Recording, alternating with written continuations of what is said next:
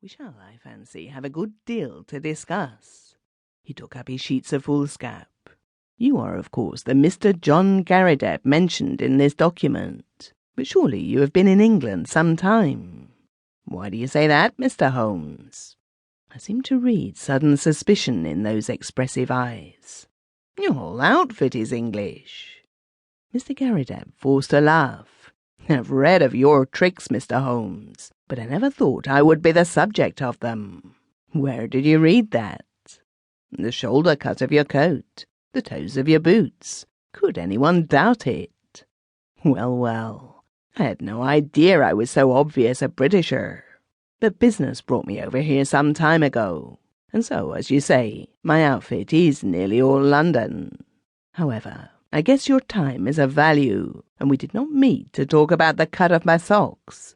What about getting down to the paper you hold in your hand? Holmes had in some way ruffled our visitor, whose chubby face had assumed a far less amiable expression. Patience, patience, Mr. Garrideb, said my friend in a soothing voice. Dr. Watson would tell you that these little digressions of mine sometimes prove in the end to have some bearing on the matter. But why did Mr. Nathan Garrideb not come with you? Why did he ever drag you into it at all? Asked our visitor, with a sudden outflame of anger. What in thunder had you to do with it? Here was a bit of professional business between two gentlemen, and one of them must needs call in a detective. I saw him this morning, and he told me this fool trick he had played me, and that's why I am here. But I feel bad about it all the same. There was no reflection upon you, Mr. Garrideb. It was simply zeal upon his part to gain your end, an end which is, I understand, equally vital for both of you. He knew that I had means of getting information, and therefore it was very natural that he should apply to me. Our visitor's angry face gradually cleared. Well, that puts it different, said he. When I went to see him this morning, he told me he'd sent to a detective. I just asked for your address and came right away. I don't want police butting into a private matter, but if you are content just to help us find the man, there can be no harm in that. Well, that is just how it stands, said Holmes. And now, sir, since you are here, we had best have a clear account from your own lips. My friend here knows nothing of the details. Mr. Garrideb surveyed me with not too friendly a gaze. Need he know? He asked. We usually work together. Well, there's no reason it should be kept a secret. I'll give you the facts as short as I can make 'em.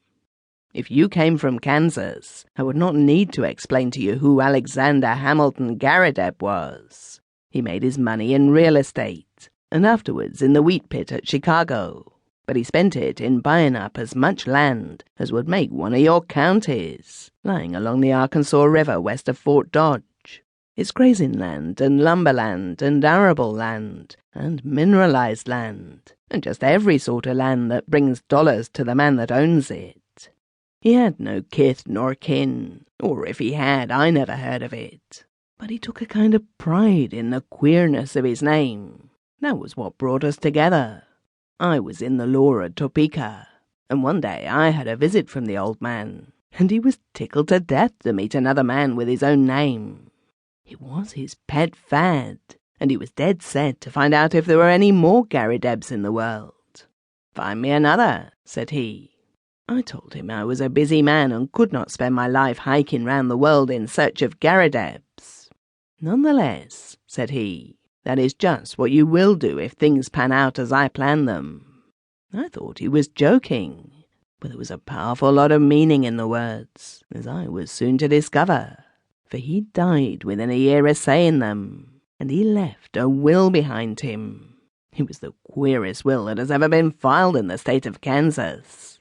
His property was divided into 3 parts, and I was to have one, on condition that I found 2 Garridebs who would share the remainder.